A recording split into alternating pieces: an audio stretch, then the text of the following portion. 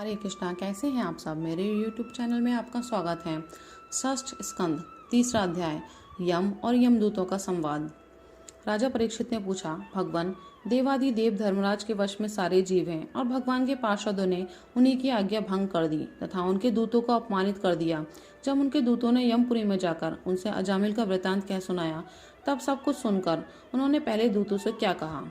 ऋषिवर, मैंने पहले यह बात कभी नहीं सुनी कि किसी ने किसी भी कारण से धर्मराज के शासन का उल्लंघन किया हो। भगवान, इस विषय में लोग बहुत संदेह करेंगे और उसका निवारण आपके अतिरिक्त दूसरा कोई नहीं कर सकता, ऐसा मेरा निश्चय है। श्री सुखदेव जी ने कहा, परीक्षित, जब भगवान के पार्षदों ने यमदूतों का प्रयत्न विफल कर दिया, तब उन लोगों ने संयमनीपुरी के स्वामी एवं अपने शासक यमराज के पास जाकर निवेदन किया। यमदूतों ने कहा, प्रभु, संसार के जीव 3 प्रकार के कर्म करते हैं, पाप, पुण्य अथवा दोनों से मिश्रित। इन जीवों को उन कर्मों का फल देने वाले शासक संसार में कितने हैं। यदि संसार में दंड देने वाले बहुत से शासक हों तो किसे सुख मिले और किसे दुख, इसकी व्यवस्था एक सी न हो सकेगी। संसार में कर्म करने वालों के अनेक होने के कारण यदि उनके शासक भी अनेक हो तो उन शासकों का शासकपना नाम मात्र का ही होगा। जैसे एक सम्राट के अधीन बहुत से नाम मात्र के सामंत होते हैं, इसलिए हम तो ऐसा समझते हैं कि अकेले आप ही समस्त प्राणियों और उनके स्वामियों के भी अधीश्वर हैं। आप ही मनुष्य के पाप और पुण्य के निर्णायक, दंडदाता और शासक हैं। प्रभु, अब तक संसार में कभी भी आपके द्वारा नियत किए हुए दंड की अवहेलना नहीं हुई थी, किंतु इस समय 4 अद्भुत सिद्धों ने आपकी आज्ञा का उल्लंघन कर दिया है। प्रभु, आपकी आज्ञा से हम लोग एक पापी को यातना गृह की ओर ले जा रहे थे, परंतु उन्होंने बलपूर्वक आपके फंदे काटकर उसे छुड़ा दिया। हम आपसे उसका रहस्य जानना चाहते हैं। यदि आप हमें सुनने का अधिकारी समझें तो कहें। प्रभु, बड़े ही आश्चर्य की बात है कि इधर तो अजामिल के मुंह से नारायण यह शब्द निकला और उधर से वे डरो मत कहते हुए झटपट वहां आ पहुंचे। श्री सुखदेव जी कहते हैं, जब दूतों ने इस प्रकार प्रश्न किया, तब देव शिरोमणि प्रजा के शासक भगवान यमराज ने प्रसन्न होकर श्री हरि के चरण कमलों का स्मरण करते हुए उनसे कहा। यमराज ने कहा, दूतों, मेरे अतिरिक्त एक और ही चराचर जगत के स्वामी हैं। उन्हीं में ये संपूर्ण जगत सूत में वस्त्र के समान ओतप्रोत है। उन्हीं के अंश ब्रह्मा, विष्णु और शंकर इस जगत की उत्पत्ति, स्थिति तथा प्रलय करते हैं। उन्हीं ने इस सारे जगत को नथे हुए बैल के समान अपने अधीन कर रखा है। मेरे प्यारे दूतों, जैसे किसान अपने बैलों को पहले छोटी छोटी रस्सियों में बांधकर फिर उन रस्सियों को एक बड़ी आड़ी रस्सी में बांध देते हैं, वैसे ही जगदीश्वर भगवान ने भी ब्राह्मण आदि वर्ण और ब्रह्मचार्य आदि आश्रम रूप छोटी छोटी नाम की रस्सियों में बांधकर फिर सब नामों को वेद वाणी रूप बड़ी रस्सी में बांध रखा है। इस प्रकार सारे जीव नाम एवं कर्म रूप बंधन में बंधे हुए भयभीत होकर उन्हें ही अपना सर्वस्व भेंट कर रहे हैं। दूतों, मैं इंद्र, निश्रति, वरुण, चंद्रमा, अग्नि, शंकर, वायु, सूर्य, ब्रह्मा, 12 आदित्य, विश्व देवता, 8 वसु, साध्य, 49 मरुत, सिद्ध, 11 रुद्र, रजोगुण एवं तमोगुण से रहित भृगु आदि प्रजापति और बड़े बड़े देवता सबके सब सत्व प्रधान होने पर भी उनकी माया के अधीन हैं तथा भगवान कब क्या किस रूप में करना चाहते हैं इस बात को नहीं जानते, तब दूसरों की तो बात ही क्या है। दूतों, जिस प्रकार घटपट आदि रूपवान पदार्थ अपने प्रकाशक नेत्र को नहीं देख सकते, वैसे ही अंतःकरण में अपने साक्षी रूप से स्थित परमात्मा को भी कोई भी प्राणी, इंद्रिय, मन, प्राण, हृदय या वाणी आदि किसी भी साधन के द्वारा नहीं जान सकता। वे प्रभु सबके स्वामी और स्वयं परम स्वतंत्र हैं। उन्हीं मायावती पुरुषोत्तम के दूत उन्हीं के समान परम मनोहर रूप, गुण और स्वभाव से संपन्न होकर इस लोक में प्रायः विचरण किया करते हैं। विष्णु भगवान के सुरपूजित एवं परम अलौकिक पार्षदों का दर्शन बड़ा दुर्लभ है। वे भगवान के भक्तजनों को उनके शत्रुओं से, मुझसे और अग्नि आदि सब विपत्तियों से सर्वथा सुरक्षित रखते हैं। स्वयं भगवान ने ही धर्म की मर्यादा का निर्माण किया है। उसे ना तो ऋषि जानते हैं और ना देवता या सिद्धगण ही। ऐसी स्थिति में मनुष्य, विद्याधर, चारण और असुर आदि तो जान ही कैसे सकते हैं।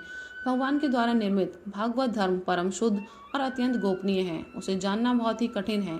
जो उसे जान लेता है फिर भगवत स्वरूप को प्राप्त हो जाता है। दूतों, भागवत धर्म का रहस्य हम 12 व्यक्ति ही जानते हैं। ब्रह्मा जी, देवर्षि नारद, भगवान शंकर, सनत कुमार, कपिल देव, स्वयंभु मनु, प्रहलाद, जनक, भीष्म पितामह, बलि, सुखदेव जी और मैं धर्मराज। इस जगत में जीवों के लिए बस यही सबसे बड़ा कर्तव्य परम धर्म है कि वे नाम, कीर्तन आदि उपायों से भगवान के चरणों में भक्तिभाव प्राप्त कर लें। प्रिय दूतों, भगवान के नामोच्चारण की महिमा तो देखो। अजामिल जैसा पापी भी एक बार नामोच्चारण करने मात्र से मृत्युपाश से छुटकारा पा गया। भगवान के गुण, लीला और नामों का भली भांति कीर्तन मनुष्य के पापों को सर्वथा विनाश कर दे, यह कोई उसका बहुत बड़ा फल नहीं है, क्योंकि अत्यंत पापी अजामिल ने मरने के समय चंचल चित्त से अपने पुत्र का नाम नारायण उच्चारण किया। इस नाम भास मात्र से ही उसके सारे पाप तो क्षीण हो ही गए, मुक्ति की प्राप्ति भी हो गई। बड़े बड़े विद्वानों की बुद्धि कभी भगवान की माया से मोहित हो जाती है। वे कर्मों के मीठे मीठे फलों का वर्णन करने वाली अर्थवाद रूपिणी वेदवाणी में ही मोहित हो जाते हैं और यज्ञादि बड़े बड़े कर्मों में ही संलग्न रहते हैं तथा इस सुगम भगवान नाम की महिमा को नहीं जानते। ये कितने खेद की बात है। प्रिय दूतों, बुद्धिमान पुरुष ऐसा विचार कर भगवान अनंत में ही संपूर्ण अंतःकरण से अपना भक्तिभाव स्थापित करते हैं। वे मेरे दंड के पात्र नहीं हैं।